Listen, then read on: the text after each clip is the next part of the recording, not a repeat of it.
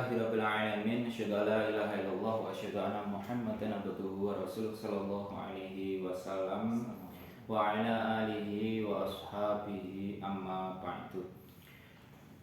Para Bapak Ibu sekalian, para pemirsa yang kami hormati, perkenalkan saya Febrian Yusuf Abdullah. Di sini saya sebagai waka kurikulum dari SMK Riyadul Ulum. Pada kesempatan video kali ini saya di sini bersama dengan saya Bapak Muklis SPD sebagai Waka Kesiswaan SMK Riyadul Ulum. Nah, disedianya kami berdua di sini kami ingin sedikit berkomunikasi, ingin mengkomunikasikan kepada para wali murid sekalian, terutama kepada wali murid dari siswa baru yang nantinya akan melaksanakan pembelajaran di tahun ajaran 2026-2027 di SMK Riyadul Ulum. Di sini kami akan menyampaikan, mengkomunikasikan tentang peraturan-peraturan dari sekolah dengan harapan tujuan dari video ini, dengan di awal ini kami mengkomunikasikan kedepannya nanti Bapak dan juga Ibu wali murid sebelum anaknya nanti datang ke sekolah kami, yaitu pada tanggal 8 Juli nantinya. Jadi Bapak Ibu sudah mengetahui terlebih dahulu gambaran umumnya bagaimana peraturan yang ada di sekolah SMK Riyadul Ulum. Nah, untuk yang pertama penjelasannya secara umum nanti akan disampaikan oleh Bapak Muklis. Silakan Pak Muklis disampaikan tertib dari sekolah kita. Oke, Bapak Ibu pemirsa semuanya. Jadi sesuai dengan pepatah, di mana bumi dipijak, situ langit dijunjung. Artinya di mana kita berada supaya bisa mengikuti tata tertib peraturan yang ada, termasuk anak-anak kita yang akan sekolah di SMK Riyadul Ulum supaya bisa mengikuti tata tertib yang ada di sekolah kami ini. Adapun tata tertib peraturan SMK Riyadul Ulum yaitu yang pertama, siswa atau siswi supaya masuk sekolah jam 7.30 sampai selesai pulangnya yaitu kurang lebih jam 12 kecuali hari Jumat. Kalau hari Jumat itu sampai jam 11. Nah, bagi siswa atau siswi yang tidak bisa mengikuti tata tertib ini akan dijelaskan oleh Pak Febrian. Monggo silakan Pak. Ya, memang untuk sekolah kita ini memang sedikit berbeda ya Pak ya. Karena memang seperti yang kita ketahui sekolah kita ini kan boarding ya Pak ya. Ya, nah, boarding itu kita ini boarding dengan pondok pesantren, sehingga memang waktu pembelajaran di sekolah kita itu tidak seperti sekolah pada umumnya yang mungkin kalau tingkatan SMK itu ya sampai jam berapa itu, sampai jam 4 mungkin sampai jam 4. Namun di sini kita sampai jam 12 saja. Dan ini ya peraturan seperti umumnya memang seperti itu, dan banyak banyak kita jumpai banyak anak-anak itu yang melanggar daripada peraturan ini sebelum waktunya pulang. Itu terkadang ya sudah pulang ya kan ya karena dekat dengan pondok sehingga ketika mungkin di kelas itu gurunya mungkin sedikit terlambat atau tidak ada guru, anak-anak ini sudah langsung kembali padahal di jam berikutnya itu ada gurunya tuh, sehingga itu kadang menjadi sebuah tantangan bagi kita. Maka permasalahan ini kemudian kalau seandainya ada anak-anak kami nanti yang sudah pulang di sebelum waktunya jam pulang di waktu jam sekolah, maka kafarohnya itu apa? Kafarohnya yaitu kalau datangnya terlambat, yaitu berarti melewati dari jam 7.30. Oh ya, kalau datangnya terlambat dulu ya. Datangnya terlambat, kalau seandainya terlambat itu biasanya Kalau pagi itu kan ada apel ya Pak ya. Ya, Kita setiap guru itu ada apel sebelum masuk ke itu. Kalau seandainya siswa. terlambat, maka tergantung nanti ya, tergantung daripada gurunya masing-masing, seperti yang hasil yang kita sepakati di rapat dewan guru itu. Jadi setiap guru nanti akan membuat semacam kesepakatan ya Pak ya, Ya, kesepakatan dengan anak-anak itu. Seandainya kalau anak itu terlambat masuk ke dalam kelas dengan guru tersebut. Ya. Itu seandainya untuk keterlambatan. Ya. Kalau seandainya jamnya itu anak-anak itu sudah pulang, maka kami biasanya di guru-guru itu memiliki grup WA yang mana gunanya untuk komunikasi. Jadi biasanya kalau seandainya anak itu tidak ada di kelas, maka akan ditanyakan kepada pamongnya. Nah, akan ditanyakan kepada pamongnya dengan harapan nanti pamongnya bisa mengarahkan anak itu kembali ke kelasnya. Ini kira-kira contohnya Pak yang bisa diberikan yang mungkin Bapak praktekkan ketika itu terlambat, contoh yang diberikan kepada. Kalau saya sendiri nih Pak ya, kalau saya sendiri itu ketika ini yang saya praktekkan di semester lalu, terutama di kelas 11 TSM itu, karena memang ya biasalah anak-anak cowok ya Pak ya. Anak-anak cowok itu ya seperti itulah, seperti kita ketahui. Itu karena saya bercermin dari semester 1 absennya itu kehadirannya yang agak sedikit kurang, maka kemudian saya mengajak anak-anak itu untuk apa ya, istilahnya agar mereka itu sadar, yang mereka itu menyadari dengan kewajiban, kemudian kalau seandainya dilanggar kewajibannya itu ada konsekuensinya. Maka termasuk salah satunya saya membuat kesepakatan kemarin dengan anak-anak itu, ada yang kalau seandainya mereka terlambat masuk jam saya, itu ada yang nyanyi di kelas, ya, nyanyi di kelas sebelah, ya, di kelas sebelah, di kelas lain. Ada juga yang sepakatan sholat duha, ada yang 4 rakaat, ada yang 12 rakaat. Itu memang saya tentukan kalau yang 12 itu karena memang di semester sebelumnya itu yang banyak nggak masuknya, ya kan, makanya kemudian ya kalau sama, sedangkan yang 4 itu ya yang sedang-sedang lah, sedang-sedang, semester sebelumnya agak sedang-sedang, ya kadang masuk, ya, tapi lebih banyak masuknya. Nah itu nggak apa-apa, kita setujui dia mau sholat duha 4 rakaat, mintanya 4 rakaat. Cuma untuk yang memang di semester sebelumnya itu agak banyak tidak masuknya atau banyak terlambatnya, agar mereka itu menjadi sadar dan bertanggung jawab, itu saya bilang ya jangan cuma sedikit dong, ya. Konsekuensinya adalah ya yang agak banyak, seperti itu. Itu contohnya yang pernah saya praktekkan. Jadi Bapak Ibu, ini contoh kaporolnya adalah bisa melaksanakan sholat duha. Atau kalau saya sendiri, saya praktekkan anak-anak kalau terlambat itu biasanya suruh mengucap istighfar 100 kali, atau saya buat untuk mengambil sampah di area halaman sekitar kelas, atau mencabut rumput di depan kelas agar bersih. Jadi kafarolnya itu sesuatu yang bisa bermanfaat. Itu peraturan yang pertama ya Pak ya. Kemudian yang kedua nih Pak, peraturan sekolah kita yang kedua apa tuh Pak? Peraturan yang kedua yaitu untuk siswa-siswi ketika sekolah supaya memakai pakaian seragam sesuai dengan harinya. Nah, kalau hari Senin dan Selasa itu memakai seragam putih abu-abu. Sedangkan hari Rabu dan Kamis memakai seragam sesuai dengan jurusannya masing-masing. Untuk hari Jumat memakai seragam pondok, yaitu seragam hitam dan putih. Sedangkan hari Sabtu ini memakai seragam baju olahraga.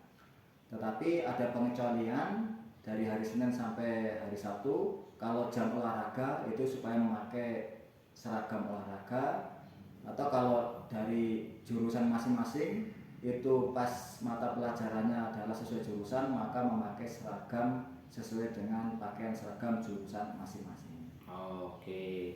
Jadi terutama ini informasi Bapak Ibu sekalian yang siswa baru, wali murid dari siswa baru, bahwasanya nanti ketika di tanggal 8 itu, ketika daftar ulang, itu nanti akan langsung pengukuran baju Bapak Ibu sekalian ya. Langsung anaknya diukur bajunya, sehingga nanti baju itu segera bisa dipesankan dan segera bisa dijahitan. Sedikit informasi nih kok, kan ini alhamdulillahnya program kita termasuk keberhasilan program pembinaan di sekolah kita itu untuk seragam itu ya alhamdulillahnya ya proyeknya anak-anak sendiri. Yang itu kita di sekolah itu punya eh,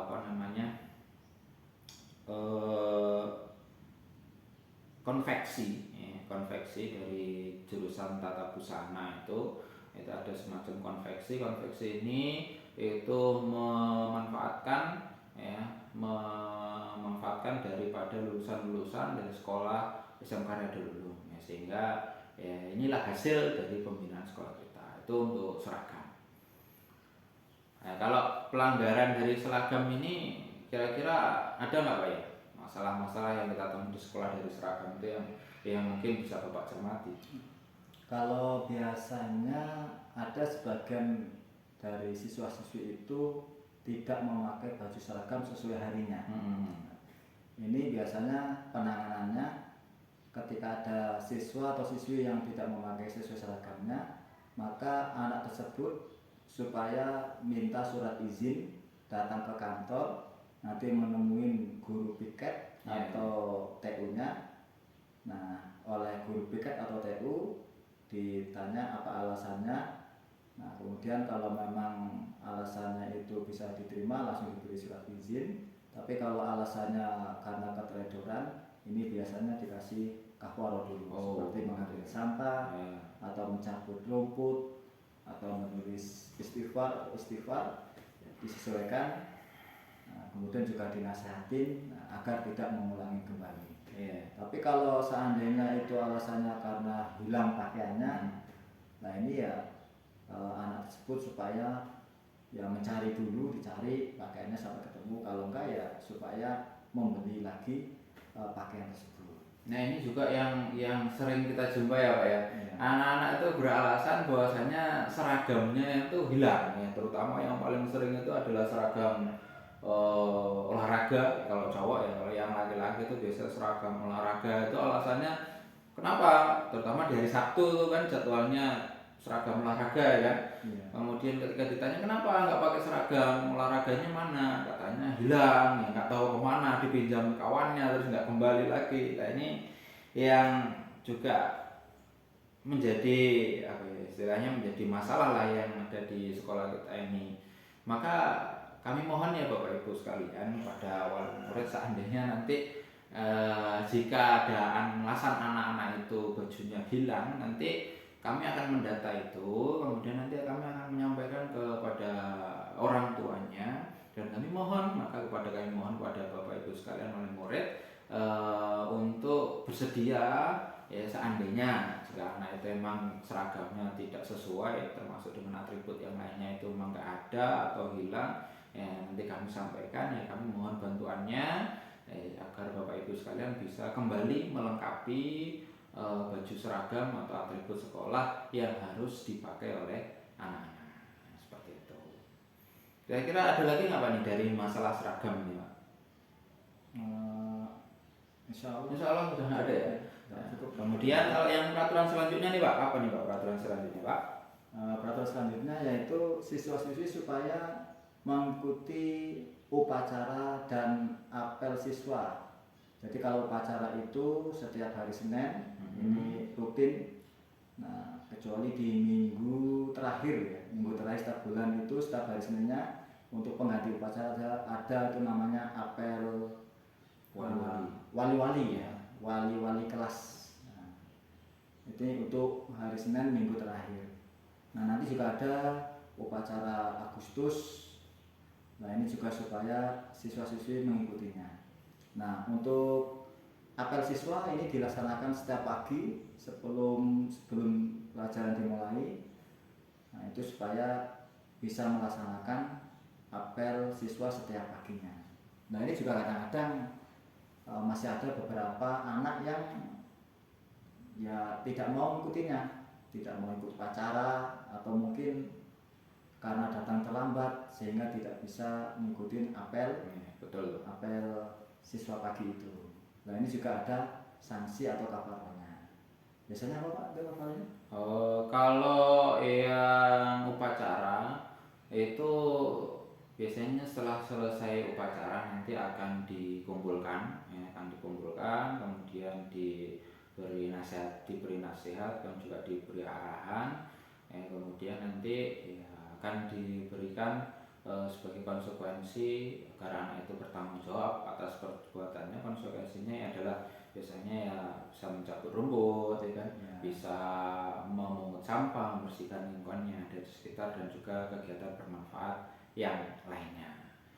Nah, yang jadi masalah itu Pak biasanya yang kalau saya amati, termasuk yang saya amati itu adalah atribut ketika seragam ya Pak ya, ketika upacara, maaf, atribut seragam ketika upacara itu kan kita mewajibkan harus ada pakai topi ya kan, kemudian pakai dasi itu kan, itu yang kadang juga anak-anak itu sering alasannya sering hilang ya gitu, tidak pakai, kemudian sering alasan dengan ketika ditanya alasannya hilang ya, itu juga nantinya akan kita proses dinasihati dan juga nanti diarahkan untuk melakukan kegiatan kebersihan seperti itu. Nah, adapun yang tidak ikut apel siswa di pagi hari, ini kan terlambat, otomatis terlambat kehadirannya. Nah, ini juga ada kafarolnya atau sanksinya. Nah, adapun kafarolnya itu disesuaikan dengan kesepakatan dari guru yang masuk kelas dengan anak-anak tersebut ya kan? Seperti yang tadi sudah kita bahas tadi apa ya? Ya, betul. Ada yang mungkin melaksanakan sholat duha, ada yang mungkin disuruh untuk membersihkan sampah, atau mungkin ada juga yang suruh istighfar. Betul. Kemudian yang selanjutnya nih Pak, peraturan yang keempat. Untuk peraturan selanjutnya yaitu Bapak Ibu semuanya, di sini siswa-siswi supaya memakai atribut lengkap sekolahnya, seperti contohnya ketika sekolah ya supaya memakai sepatu, memakai kaos kaki, kemudian memakai dasi dan topi, khususnya itu ketika pas upacara. Kemudian kalau untuk perempuan juga sama, supaya memakai atribut yang lengkap, cuma ditambahin kalau untuk perempuan harus memakai yang syar'i ya, seperti contohnya memakai deker, memakai jipon ya, agar aurat yang mudah terlihat bisa tertutupi. Nah, ini juga kadang-kadang masih ada siswa-siswi yang tidak mengikuti aturan ini ya, contohnya yang paling banyak itu biasanya ketika sekolah pakai sendal, nggak mau pakai sepatu. Nah, ini hampir banyak anak-anak yang tidak mau pakai sepatu dengan alasan berbagai macam alasan. Nah, ini juga ada sanksi atau kafarnya. Misalnya apa? Seperti yang sudah kita sepakati ya dari hasil rapat dari guru-guru itu, termasuk kalau seandainya ini karena sekolah kita ini yang sekarang ini yang paling sering masalahnya itu kan masalah penertiban sepatu, itu memakai sepatu itu susah kali ya kan, berat kali ya. Maka untuk mulai dari tahun ini insya Allah dan juga seterusnya itu nanti kita akan mencoba ya sedikit lebih tegas, mempertegas terkait dengan atribut terutama sepatu itu biasanya karena anak-anak itu sekolah pakai sandal, maka sandalnya seandainya kedepannya itu ada anak yang memakai sandal ke sekolah, maka sandalnya nanti akan langsung kita ambil ya, seandainya ada guru yang melihat, ini sudah menjadi kesepakatan bersama Bapak Ibu sekalian, sandalnya akan langsung kita ambil, kemudian kita simpan ya. Kemudian dari sandal yang disimpan itu, anak itu ini bukan disita ya Bu ya, bukan disita, kalau situ kan nggak bisa dikembalikan lagi ya. Nah, sandal yang disimpan itu bisa diambil lagi oleh anak yang memilikinya, asalkan dengan syarat ya tadi lapor dulu ke bagian kesiswaan atau guru TU, nanti ada kafarahnya. Untuk bulan ini, untuk awal-awal ini kafarah yang kita sepakati adalah kebersihan kamar mandi.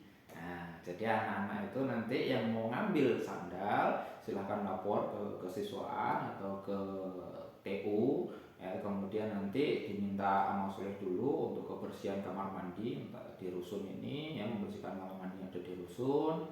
Setelah selesai, setelah diawasi nanti dicek pekerjaannya apakah sudah betul-betul dikerjakan atau tidak. Kalau memang sudah betul-betul, maka sandalnya bisa dikembalikan lagi. Seandainya kedepannya lagi mengulangi seperti itu, sama sandalnya diambil lagi. Kalau mau ngambil sandal lagi berarti harus melaksanakan kafarah kebersihan, seperti itu, kebersihan kamar mandi.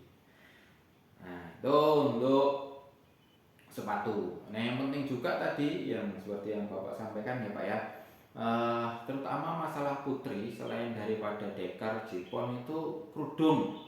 Kerudungnya ini yang kecil-kecil, kecil-kecil, kemudian kerudung yang tipis-tipis. Entah kenapa anak-anak sekarang itu yang putri-putri itu suka pakai kerudung yang tipis-tipis. Jadi kalau apalagi kerudungnya putih, ya kan itu nerawang Bapak Ibu sekalian. Ini yang kadang ya, kalau kami sendiri, kalau yang bapak-bapak ini, guru-guru yang laki-laki itu mau menasehati, itu kami sudah menasehati, tapi kan nggak bisa, apa ya istilahnya, ya cuma sebatas hanya bisa ngomongin. Sedangkan kalau kita cuma bicara saja, anak-anak itu ya didengarkan telinga kanan, ya kemudian keluar lagi telinga kiri gitu.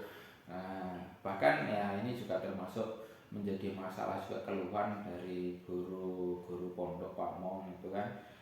Jadi kami mohon ini Bapak Ibu sekalian, para orang tua wali murid, seandainya ada anaknya yang perempuan, itu meminta dibelikan kerudung, atau dari sekarang mungkin sebelum ke pondok, maksudnya dibelikan kerudung itu yang memang ukurannya besar, kemudian yang agak tebal sehingga tidak nerawang. Karena ya ada sendiri, kami beberapa kali menemui, guru-guru menemui itu kasusnya ya putri itu ya bajunya itu pakai baju putih, kerudungnya itu ya tipis nerawang, sedangkan baju putihnya itu juga nerawang.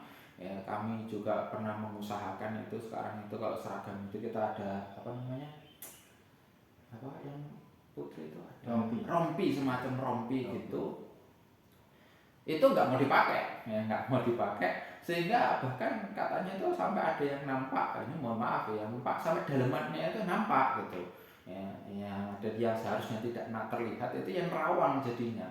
Nah, ini kami mohon sekali ya, kami juga di sini juga mengingatkan Bapak Ibu sekalian, juga mohon seandainya anaknya itu meminta kerudung atau minta apa ya, supaya dibelikan yang memang bisa menutup aurat, tidak nerawang, kemudian juga besar ukurannya, seperti itu.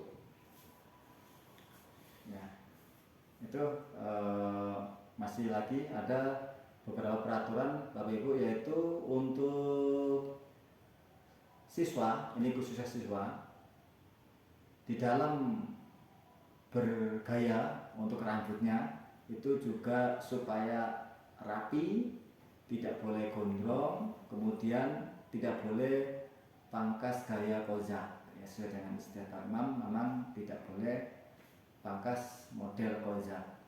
Nah, ini juga kalau ada anak, terutama cowok, yang seandainya melanggar, ini juga ada sanksi atau kafarahnya. Ya, betul sekali Pak, karena ini termasuk permasalahan yang sampai sekarang pun ya masih belum bisa kita uraikan, ya kan. Ya. Masih kita uraikan, maka kami mencoba lah mulai dari tahun depan itu, bukan tahun depan, maaf, dari tahun ini itu kami mencoba kembali mempertegasnya, termasuk salah satu poin yang kita garis bawahi untuk tahun ini ya Pak ya, yaitu mengenai masalah kerapian rambut gitu, ya, gaya rambutnya itu, ya, sehingga nanti kalau seandainya memang dirasa ada rambutnya anak-anak itu yang tidak sesuai dengan peraturan, nanti anak-anak tersebut akan kami panggil, kemudian nanti akan kami rapikan, ya, tetap ya, meskipun kami yang merapikan, tetap kami akan mengusahakan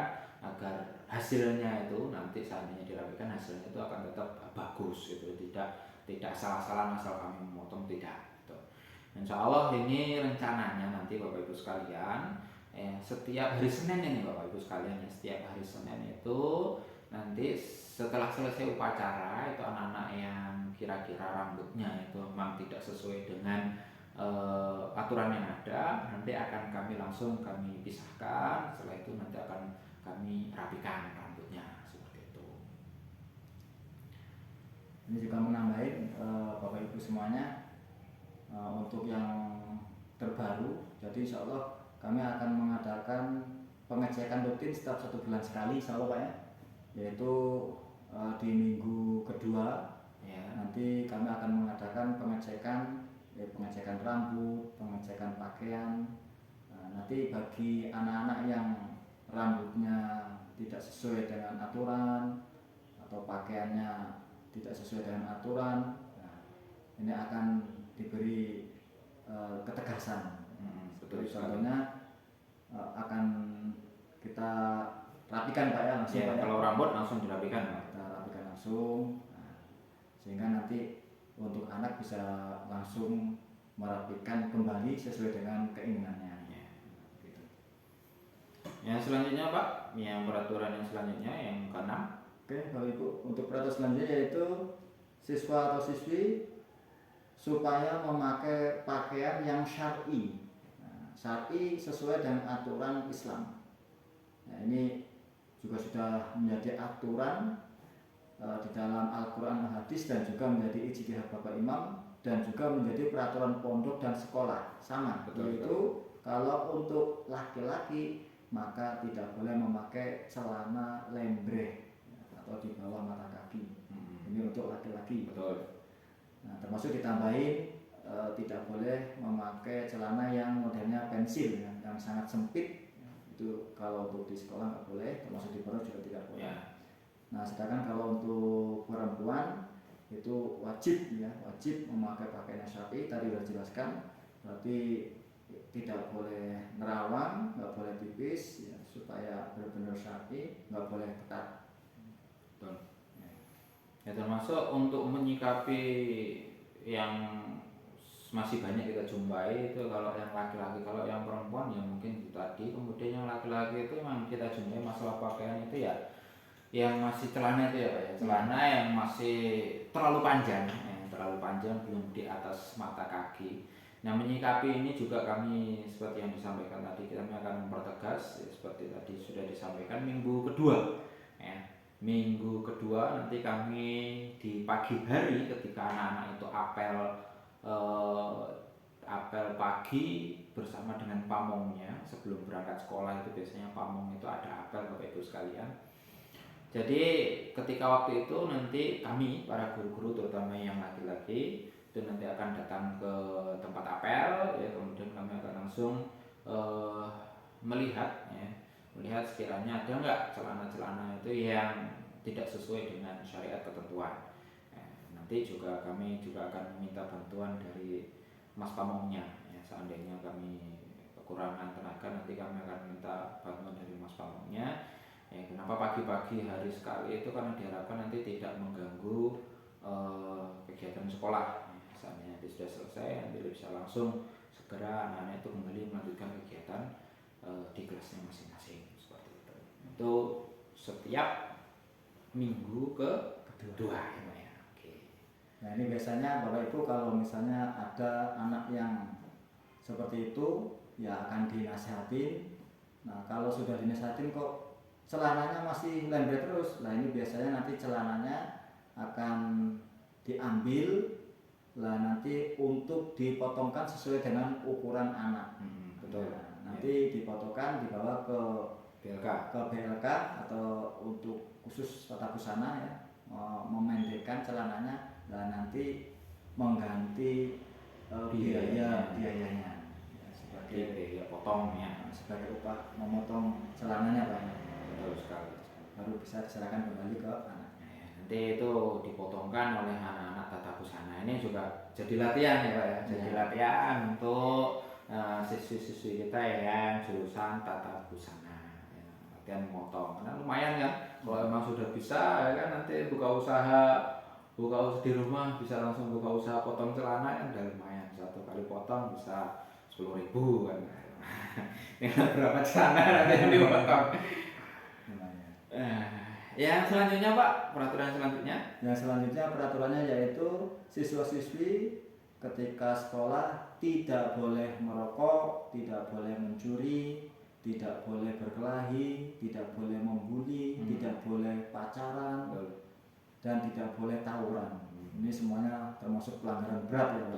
Kalau sudah pelanggaran berat ini biasanya bagaimana? Biasanya langsung dari kesiswaan pondok ya, dari kepengurusan pondok yang akan memproses semuanya. Nanti penjelasan lebih lanjut mengenai masalah pelanggaran pemrosesan dan juga pelanggaran ini Bapak Ibu sekalian, pelanggaran berat itu nanti langsung dari pihak kepengurusan pondok. Nah, itu nanti tetap melibatkan kepada kedua orang tuanya ya, melibatkan kedua orang tuanya dengan pengurus pondok. Dan nanti silahkan, kami juga dari pondok sudah membuat video sendiri ya, membuat video sendiri dari kesiswaan pondok itu sudah membuat video sendiri mengenai masalah penjelasan peraturan pondok dan juga kafarah atau sanksi dari peraturan pondok tersebut, seperti itu. Dan yang terakhir, Pak? Yang terakhir ini untuk peraturan terakhir yaitu siswa atau siswi ketika sekolah itu tidak boleh membawa HP.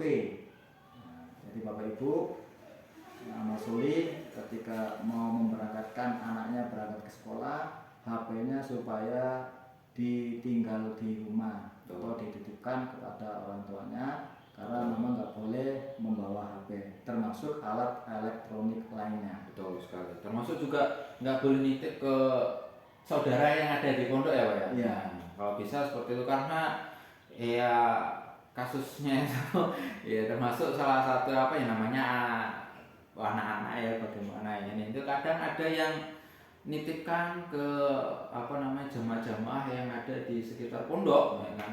Kemudian akhirnya menjadikan kegiatan pondoknya, kegiatan sekolahnya itu menjadi tidak tertib. Nah, itu juga maksudnya Bapak Ibu sekalian nanti dibawa pulang saja lah. Dibawa pulang saja lah HP-nya itu ya.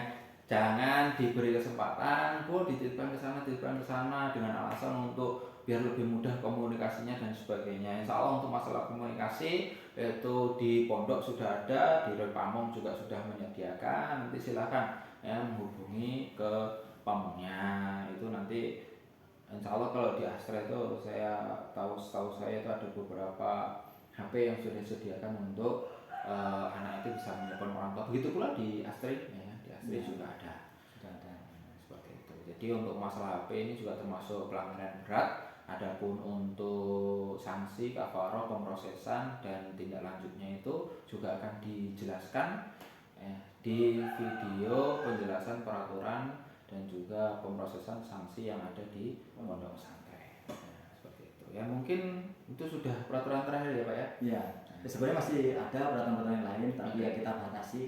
Yaitu insya Allah yang poin-poin terpenting untuk disampaikan masalah tata tertib peraturan yang ada di sekolah SMK ya.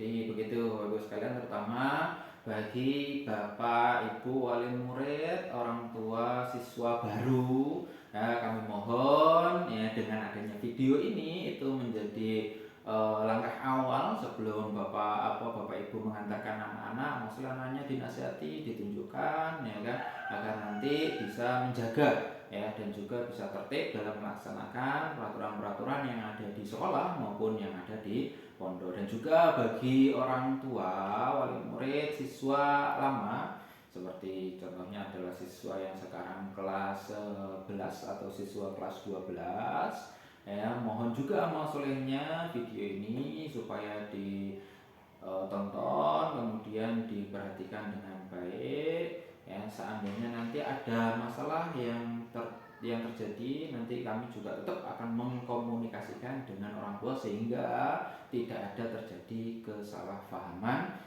miskomunikasi dari pihak sekolah maupun dengan pihak orang tua.